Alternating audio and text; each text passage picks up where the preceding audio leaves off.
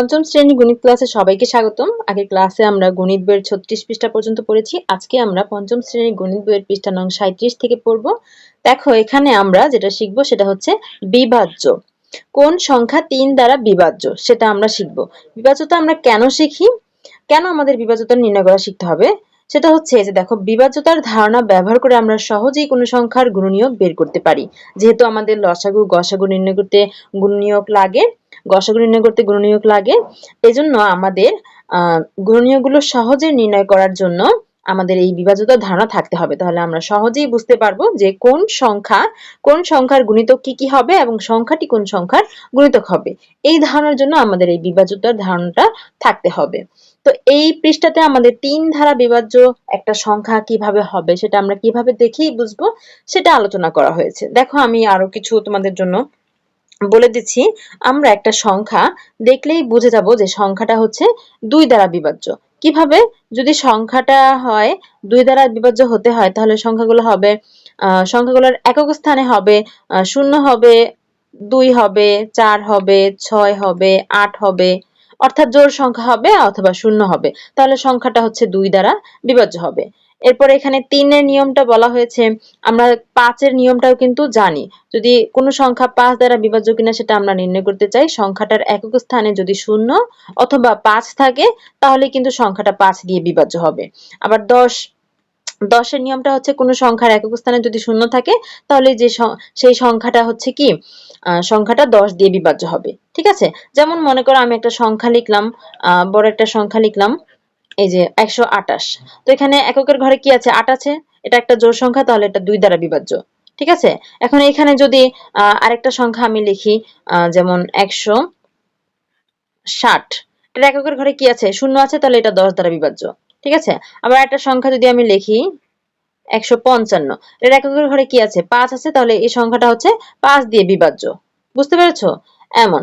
তো এখানে আমরা হচ্ছে 3 দ্বারা বিভাজ্যতার নিয়মটা শিখব। 3 দ্বারা একটা সংখ্যা বিভাজ্য কিনা সেই সংখ্যাটা আমরা কিভাবে বুঝবো সেটা হচ্ছে 3 এর সকল গুণিতকই হচ্ছে 3 দ্বারা বিভাজ্য। অর্থাৎ 3 এর যে নামতাটা আছে, 3 একে 3, তিন একে কোথায়, এই যে 3 একে 3, 3 দুগুণে 6, 3 ত্রিকে 9, 3 চারে 12, 3 পাঁচা 15, অর্থাৎ 3 এর যে নামতার মধ্যে যে সংখ্যাগুলো আছে এগুলো সবই তো 3 এর গুণিতক। তো এই 3 এর সব গুণিতকগুলাই 3 দ্বারা বিভাজ্য। এটা তো আমরা জানি, এটা আমরা বুঝি। এখন বড় যদি একটা সংখ্যা হয়, মনে করো একটা বড় সংখ্যা দিল, এই যে এখানে একটা বড় সংখ্যা দিল 1, 5, 6, এই বড় সংখ্যাটা 3 দ্বারা বিভাজ্য কিনা সেটা আমরা কিভাবে বুঝবো? এত বড় নামটা তো আর আমরা শিখি নাই, এটা আমরা কিভাবে বুঝবো সেটাই আজকের ক্লাসে শিখবো। সেটা নিয়মটা হচ্ছে, আমাদের এই যে বড় সংখ্যাটা, এই সংখ্যাটার মধ্যে যে অঙ্কগুলো আছে, কি কি অঙ্ক আছে? এখানে 1 আছে, 5 আছে, 6 আছে। এই অঙ্কগুলো আমাদের খেয়াল করতে হবে। এখানে এই অঙ্কগুলোর মধ্যে এই 6 কিন্তু 3 দ্বারা বিভাজ্য, সেটা আমরা বুঝতে পারছি, তাই না? তো যে অঙ্কগুলো 3 দ্বারা বিভাজ্য, প্রথমে আমরা সেগুলা কেটে দিব। মনে করো এটা 6 হচ্ছে 3 দ্বারা বিভাজ্য, এটা আমরা কেটে দিলাম। এখন রইল কি 1 আর 5। এখন এই বাকি যে অঙ্কগুলো থাকবে সেগুলোর যোগফল নির্ণয় করতে হবে। 1 আর 5 এর যোগফল কত? 6। এখন এই 6 কি 3 দ্বারা বিভাজ্য? হ্যাঁ, 6 3 দ্বারা বিভাজ্য, তার মানে এই পুরো সংখ্যাটা হচ্ছে 3 দ্বারা বিভাজ্য। এই নিয়মটা দেখো, এই নিয়মটা এখানে বিস্তারিতভাবে আলোচনা করা হয়েছে, আমি দেখাচ্ছি। এই যে দেখো এখানে লেখা আছে, এই যে কিছু এখানে সংখ্যা দেওয়া আছে 65, 120, তারপর 432। এই সংখ্যাগুলো 3 দ্বারা বিভাজ্য কিনা সেটা আমরা বের করব। কিভাবে? দেখো এই যে 65 কে 3 দ্বারা ভাগ করলে 21 পাওয়া যায়, অবশিষ্ট হচ্ছে 2। তাহলে 3 দ্বারা কি বিভাজ্য? না, 3 দ্বারা বিভাজ্য না, যেহেতু অবশিষ্ট রয়েছে এটা 3 দ্বারা বিভাজ্য নয়।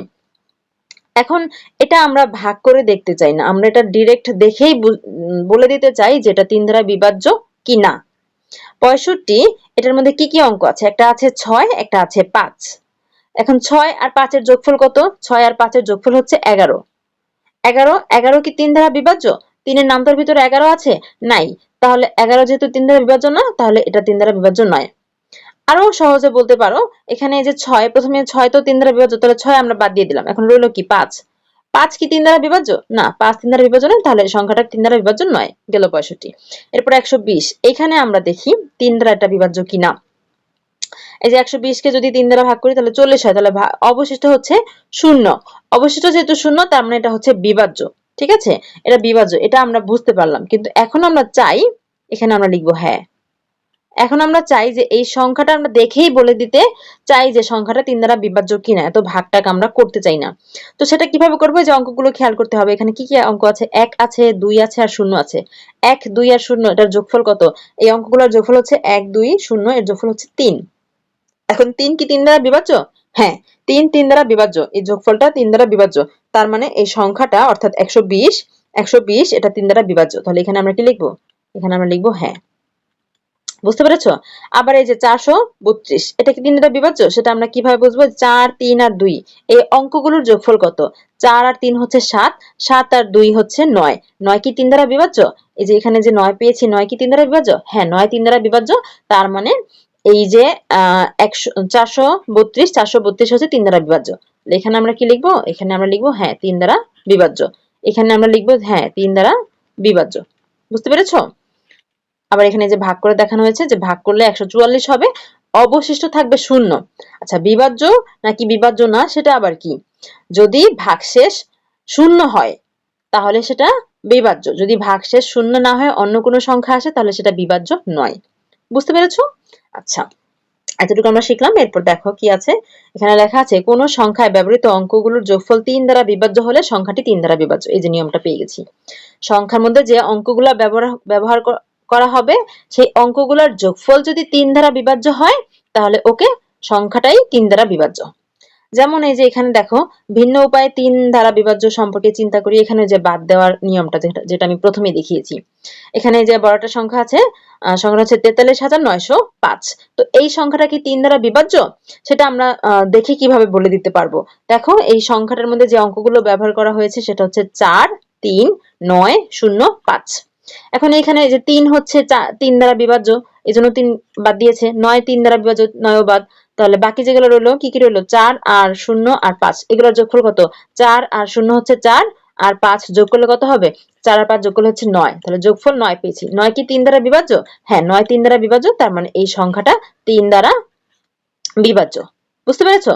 তার মানে পুরো সংখ্যাটাই হচ্ছে 3 দ্বারা বিভাজ্য। কিভাবে বের করলাম? আমরা অঙ্কগুলোর যোগফল নির্ণয় করে বের করেছি। আবার এই যে এখানে দেখো ভাগ করে দেখানো হয়েছে, ভাগটা যেতে এই সংখ্যার মধ্যে 4 এর মধ্যে 3 যায় একবার, 3 একে 3, বিয়োগ করলে 1। এখান থেকে 3 নামানো হয়েছে 13, 13 এর মধ্যে 3 যায় কয়বার? 4 বার, 3 4 এ 12। তাহলে এখানে লিখতে হবে 4, 3 4 এ 12, বিয়োগ করলে এখানে 1। উপর থেকে 9 নামানো হয়েছে, 19 এর মধ্যে 3 যায় 6 বার, 3 6 18, বিয়োগ করলে আবার এখানে কত হবে? 1 হবে। এই যে এখানে 1 লেখা হয়েছে, তারপর এখান থেকে 0 নামানো হয়েছে, 10, 10 এর মধ্যে 3 যায় 3 বার, 3 3 কে 9, এই যে এখানে 9, বিয়োগ করলে 1, উপর থেকে 5 নামানো হয়েছে, 15, 15 এর মধ্যে 3 যায় 5 বার, 3 5 এ 15। এখন বিয়োগ করলে 0। তাহলে এই যে ভাগশেষ কত? ভাগশেষ 0। তার মানে এই সংখ্যাটা 3 দ্বারা বিভাজ্য। এই সংখ্যাটা কি 3 দ্বারা বিভাজ্য? এটা তো আমরা প্রথমেই সংখ্যাটা দেখেই বলে দিয়েছিলাম। তখন কি আমাদের ভাগ করতে হয়েছিল? হয়েছিল না। আমরা কিভাবে সংখ্যাটা দেখেই বলে দিতে পেরেছি? আমরা সংখ্যার মধ্যে যে অঙ্কগুলো রয়েছে সেই অঙ্কগুলোর যোগফল নির্ণয় করেছি। যোগফলটা যদি 3 দ্বারা বিভাজ্য হয় তাহলে পুরো সংখ্যাটা 3 দ্বারা বিভাজ্য। দেখেছো? এই বড় সংখ্যাটা দেখেই আমরা বলে দিতে পারবো। এখন এখানে দেখা যাচ্ছে সংখ্যাটিতে 4 3 9 0 5 রয়েছে। প্রথমেই 3 এর বিভাজ্য অঙ্কগুলো যেখানে আমরা যে কাজটা করেছি সেটা হচ্ছে এখানে বলা হয়েছে ব্যাখ্যা করে, এটা আমরা করেছি অলরেডি। তো আমরা এই 3 দ্বারা বিভাজ্য একটা সংখ্যা কি 3 দ্বারা বিভাজ্য নাকি বিভাজ্য না সেটা কিন্তু বুঝে গেলাম। একটা বড় সংখ্যা, সেটা এখন আমরা দেখলেই বলে দিতে পারবো সংখ্যাটা 3 দ্বারা বিভাজ্য নাকি বিভাজ্য নয়। ঠিক আছে? আমরা কিন্তু আরো কিছু নিয়ম শিখেছি, সেগুলো আশা করি মনে রেখেছো তোমরা। আমরা কি কি শিখেছি আরো একবার রিক্যাপ করি।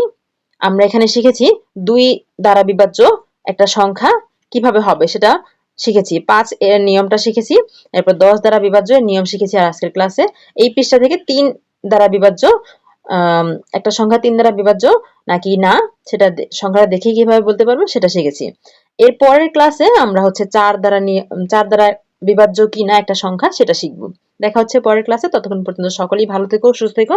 তোমাদের নতুন যে গণিত বই রয়েছে, নতুন গণিত বইয়ের সব অঙ্কের সমাধান আমাদের চ্যানেলে দেওয়া হয়, দেখতে হলে চোখ রাখো আমাদের চ্যানেলে। আমাদের অনলাইন ক্লাসে ভর্তি চলছে। বিস্তারিত জানতে আজই যোগাযোগ করতে পারেন স্ক্রিনে দেওয়া কন্ট্যাক্টে।